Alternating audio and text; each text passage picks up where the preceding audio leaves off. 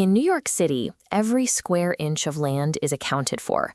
When developers run out of room to build horizontally, the only option left is to push the vertical limits of human engineering.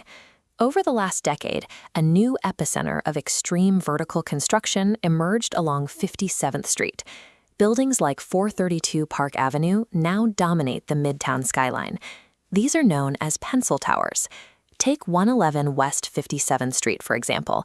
It holds the record for the world's most slender skyscraper, with a height-to-width ratio of 24:1.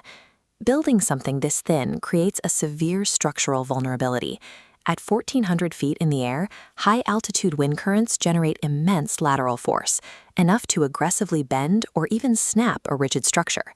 The solution keeping these towers standing is the tuned mass damper, a multi-ton internal pendulum suspended near the roof.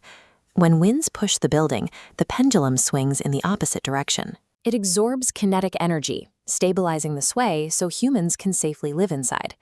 Designing and installing these specialized dampening systems makes these super slender buildings some of the most difficult and expensive residential construction projects ever attempted. Yet, if you look at the Midtown skyline after sunset, you will notice an anomaly. Despite the massive effort required to build them, the vast majority of the windows in these towers remain entirely dark. The financial barrier to enter one of these buildings is immense.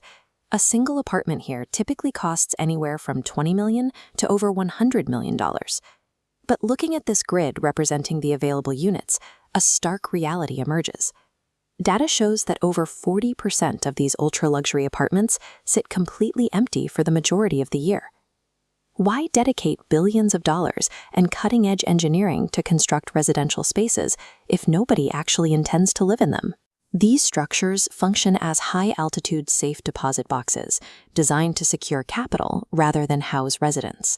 For ultra-wealthy foreign investors and oligarchs, New York real estate offers a highly secure mechanism for parking vast amounts of excess capital. This map tracks the global flow of money. Offshore wealth moves from international accounts, converting directly into a physical coordinate on the Manhattan grid. By locking capital into American real estate, investors shield money from volatile currencies or government seizures. Moving into the apartment would mean dealing with maintenance, wear and tear, and depreciation. Leaving it completely empty treats the unit like a sealed collectible, preserving its mint condition to maximize its future resale value.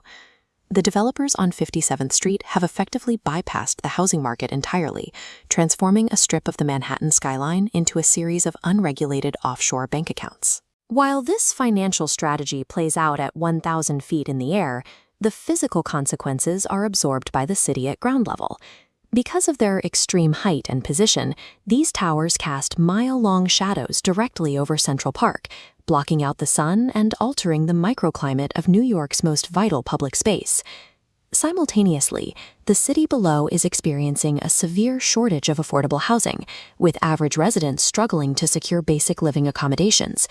$100 million vaults sit empty in the clouds, while at the foot of their scaffolding, unhoused residents sleep on cardboard.